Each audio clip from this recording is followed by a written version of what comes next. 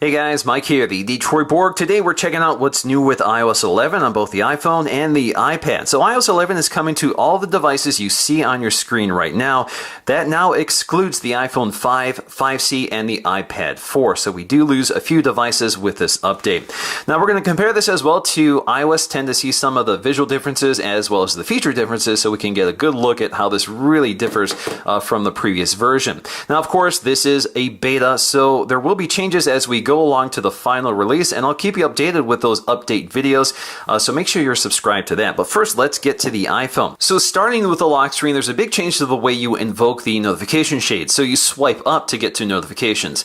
Now, if you remember with the iOS 10, you swiped down from the top, which was kind of a reach. So I actually like this change. They've also changed the keypad and some of the text, so you can see bolder text as well as different buttons. They've also changed the way the music app works on the lock screen. So instead of taking up the entire lock screen and blocking you from your notifications, you now get this tile and widget which allows you to control your media while still accessing or receiving your notifications. One of the other visual changes comes down to the cellular reception. So instead of the dots, we're now back to bars, which I think takes up a bit less real estate. They've also made a slight tweak to the battery icon in the upper right corner. iOS 11 also shortens the dock a bit by eliminating the app tags that are just below them. So any apps that are within the dock lose their names. They've also made a big change to the notification shade. So when you bring this down, you see your most recent notifications toward the top, and you can swipe up to see all of your previous notifications.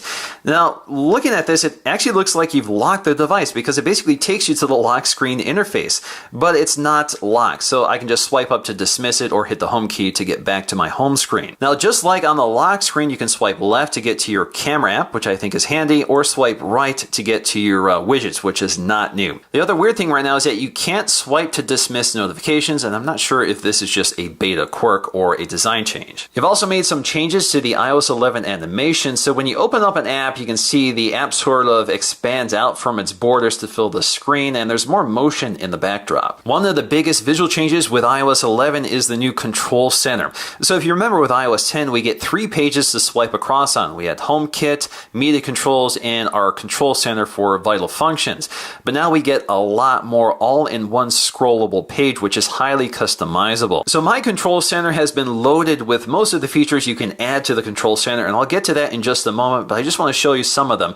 So for example, we have this platter up here, as Apple calls it, so I can 3D touch to get to some of my connectivity options, which includes airplane mode, Wi-Fi, Bluetooth, hotspot, and AirDrop. We also have our media controls up here, so I can play, pause media without having to jump into the panel, but I can expand it out as well. We also have our do not disturb settings, so again, you can turn these on and off. Our rotation lock, we do get these new animations as well. Our brightness controls and volume slider. Within the brightness control, if you 3D touch on it, we get to our night shift control. We have screen mirroring. So some of these do have features you can toggle on and off, but you can also expand it out to see exactly what devices you want to screen mirror to. We have our flashlight, so we can quickly turn it on, but 3D press to get to our intensity slider. We also have our calculator, so we can expand that out to see last results. Some of our camera settings, which does include portrait mode. We have our HomeKit controls. We have screen recording, which is a new feature here, so I can start screen recording what I'm doing here. And we can also enable the microphone. So if we turn on the microphone, we can record both audio and video at the same time. And you can see up top, we have an indication that the screen is being recorded right now.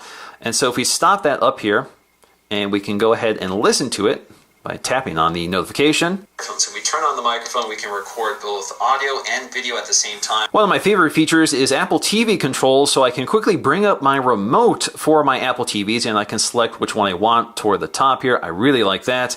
We also have our Notes app, so we have quick access to some of our note shortcuts and quick actions. We also have our stopwatch, voice recording, battery saver mode, so we can quickly toggle that on and off. And we can even change our text size. Another new feature is Do Not Disturb while driving. That's a feature you can add to the control center. So if you enable this, this will automatically turn off notifications while you're in the car. And it determines that based on your geolocation, Bluetooth connection, and more. Now, as I mentioned, this is highly customizable. So we have to go to our settings panel. You can see right now that the settings panel does get a new look with bolder text and font. And we're going to go to Control Center. And under Control Center, you can see I've basically clicked on everything except for a few things. So I can rearrange them to reorder them if I want. I can also unselect them or select them if I want to add them or not. Now you're limited to what you can rearrange. So for example, all these controls up top are in their fixed location. The controls down here you can rearrange. It would be nice if you could do so within the panel itself, but you have to go here to rearrange them. They've also made some changes to the recent apps viewer. So you can see with iOS 10 we get our home screen toward the right, but that's been eliminated with iOS 11. Again, we can swipe across and swipe up to dismiss apps, and then when we jump back to the home screen, you can see the animation is a bit different. In terms of bringing up search, swiping down again on the home screen brings you to the same interface.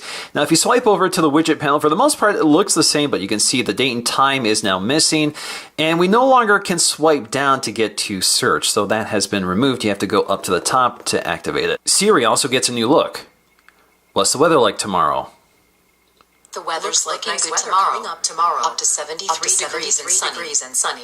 So you can see the interface here is more of a floating tile as opposed to this wide full screen view on the right. And you can also see we have a different sort of waveform for the Siri button down below. Now this may relate to the iPhone 8, which is supposed to have an in-screen home button and fingerprint scanner, but we'll see. Siri can also help with translation. How do you say, what's the weather like in German? Wie ist das Wetter? Siri does pick up text-to-speech under accessibility, so if we go to accessibility, we can go to a Siri section and enable type to Siri. So now if we bring up Siri, we can actually type it in. Siri also gets a new voice, but right now it seems to only work for me on my iPad. What's the weather like tomorrow? It should be nice tomorrow. Up to 73 degrees and sunny. They've also added some features for screenshots. So as I take a screenshot here, you can see it minimizes to the lower left corner. I can tap on this to edit the image and choose whether I want to save it or not. So otherwise it won't save automatically. iOS 11 also picks up some new keyboard features, so we can select a right justified or left justified keyboard, and if you want to exit it, just tap the arrow and it goes back to full screen. This also allows us to quickly jump to keyboard settings, which wasn't available from this shortcut before. In terms of HomeKit, it does pick up the ability to add speakers, so we have a speaker API, but one of the more interesting features is the way you can add new accessories to HomeKit, which iPhone hasn't done before. So if we go to add accessory, we can actually add via a QR code or NFC. So that's really interesting because Apple hasn't used NFC before for anything beyond Apple Pay. We also get some new features for live photos. So if you shoot a live photograph, one of the things you can do here is reposition the timeline to change the cover photo for the live photo. So this is now the cover photo versus the default one, which is toward the middle. What you can also do is add an effect. So if we swipe up here, we can add any number of effects. So we can go with the standard live photo, loop, bounce, and long exposure, and you can get those little previews within each. So if I choose loop here, you can see it's sort of stabilized. That's kind of a neat effect, so you get this weird depth effect. That's actually kind of neat. We also have bounce, which replays the clip backwards and forwards instead of just repeating it. We also get some enhancements with the messaging app. One of them is some new effects. So for example, we're just going to write test here. And then if we 3D press on the send button, we get to new options under screen. So with screen, we have two of them. One of them is send with echo, and then we also have send with spotlight. So we're going to send this one off. And you can see we also get a sound effect with that. They've also cleaned up the app interface. So down below, we'll see all of the available iMessaging apps, which we can bring up here. So for example, we can bring up iTunes by tapping on it. So we get this interface, which we can expand out, or you can go right to the App Store to install new ones. You can also tap and hold here to reposition them if you want. One of the new tricks with the camera app in iOS 11 is the ability to recognize QR codes. So as soon as I bring up the camera app and scan a code, or just look at the code, it automatically brings up the shortcut. So in this case, it launches into an article on Safari. We also get some more storage management options. So if we go to General and go to iPhone Storage, we see a breakdown of our usage on the device, and we have two new features we can enable. Auto-delete old conversations from iMessages. Some of those can really take up space. And then we can offload unused apps. So if we enable this, this will delete apps we're not using while retaining the information from those apps so you can quickly relaunch and reinstall them. Now they have made a ton of changes to some of the apps. So for example, if we go to the Calculator app, you can see it gets a new icon and a completely new interface. They've also redesigned the App Store and the iTunes Store, and they also get their new icons as well. If we go into the App Store, a pretty big change in terms of the layout. Now we have these new tabs, and you can see they have made some changes to areas like updates. So you can see again the left justified bolder font in the upper left corner. We also see replacements for some of these tabs, such as apps instead of top charts. Search, if we go to search here, very different type of search. This looks a lot more like Apple Music than the previous version. In terms of the Today tab, this is designed to highlight some of the major new apps so you can jump into them to find out more about them. So you'll see some write-ups about it along with previews of the gameplay. If we go to the apps tab, again, the information is much less dense. You can scroll left and right or up and down. The font is bolder and bigger, and otherwise you can see that it's broken down by specific categories. So you can scroll through it or go to the section with the top categories highlighted right here. The app pages also get a complete redesign with bolder text, easier to read fonts, and more. You can see the layout has also been tweaked. One of the things they like to do here is emphasize gameplay, so you'll see those videos play automatically as you scroll through the interface, and of course you can swipe left and right. Although the iTunes Store does get a new icon, it doesn't get a complete redesign. There's some tweaks here and there, so you'll see some of the icons are a bit different. They're a bit darker, and some of them are a bit larger and repositioned, but otherwise it's the same interface. One of the important new apps is Files. So this is a file manager that is somewhat similar to the iCloud Drive file we had from iOS 10. But this time it allows you to access files on the device itself, not just within iCloud. This also allows you to access third-party files on the device. But unfortunately, it's not quite as feature-packed as you would expect for a file manager. And that's because it really restricts what you can see on this phone. So for example, I can't just go to all my photo files. I have to go to the app to see them. So if I go to on my iPhone, you can see there is nothing there at all. I can see recently deleted, I can tag files, and of course I can search them. I can also see recent files here as well. So with drag and drop, just tap and hold, and then what you can do here is tap as many files as you need, and then you can drag and drop it to one of these tags if you want, or to one of the other locations for your files. Unfortunately, it's not going to let me scroll up here, but you get the idea. So when it comes to Safari, it looks like the URL bar is a bit bigger with iOS 11, but really the major differences come down to settings. So if we dig into settings and go to Safari, we'll see some significant changes here.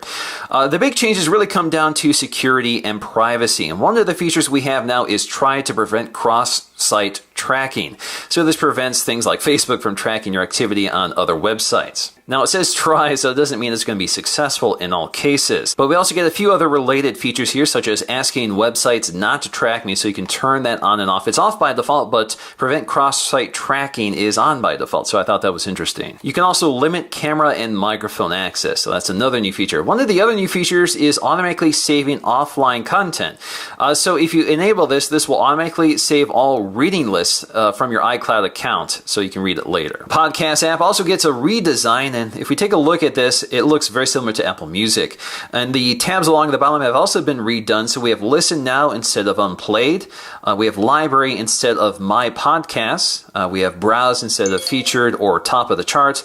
And then we have Search. So if we go to Search, we can search for all podcasts or just My Podcast. So again, very similar to Apple Music. In terms of the player here, you can see the interface is also a bit different, more of a floating card as opposed to a full screen app. This also allows you to scroll through Up Next as opposed to jumping to the list to see previous episodes. The Calendar app also picks up bolder fonts, a little less red, a little more black. In the Notes app, they've redesigned the tool belt and added a few new features. One of them is a grid for creating a graph, but another feature they've added here is the ability to scan a document. So if you go to iOS 10, you can see there's fewer features here. So if you scan a document, we're going to bring up the camera, and then we should be able to scan a document. So let me raise the phone here to scan it. So once it scans the document, you can resize the corners like so, and you can adjust them independently. So if you have a angled shot, you can do that, and then we're going to use that scan. And you can go ahead and continue adding to your document by scanning page after page. So when it comes to settings, again, we're seeing that bolder font that's left justified along with our search box just below it.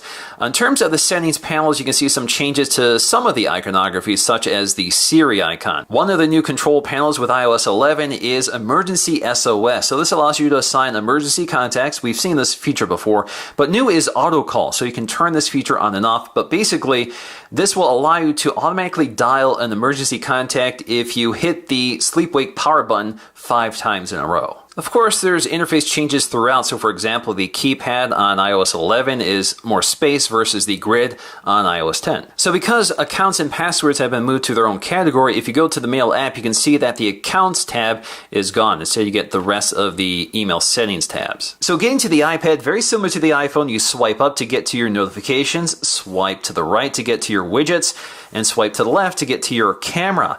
Once again, you can't swipe on the notifications to dismiss them, but you can clear them all.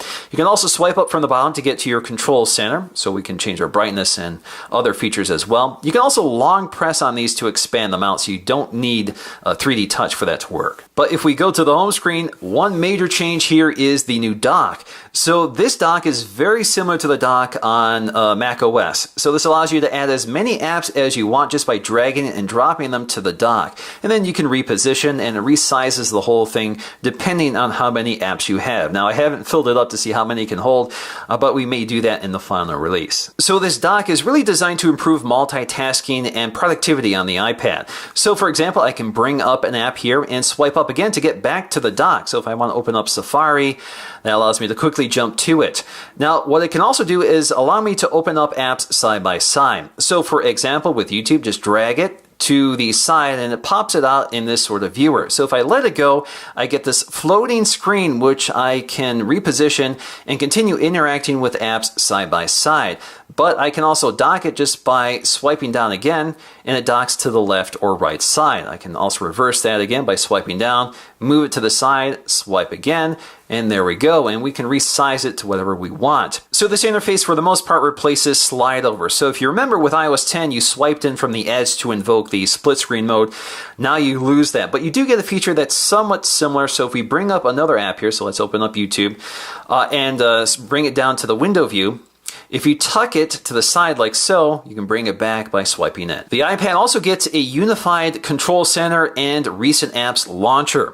So the control center is along the right and all of our recent apps are along the left. And one of the cool things it does is retain the split screen mode for certain apps that you've recently accessed. So for example, I can see my split screen mode here. So if I tap on it, it opens up both of them side by side. But again, I can swipe up to get to my dock and continue swiping up all the way to get to the control center. Now to close these out, just tap and hold until you get the X and it closes them for you. The iPad also picks up a clever new keyboard. This allows you to quickly get to the secondary character on the key just by swiping down. Now just like the iPhone, the iPad also gets the Files app, and what you can do here is long press to get to a preview of the files that are currently open. So checking out the Files app on the iPad, it's very similar to that on the iPhone. I can see my iCloud Drive, I can see the files on my iPad, at least the ones it lets me see, and then recently deleted, as well as my tags if you use that.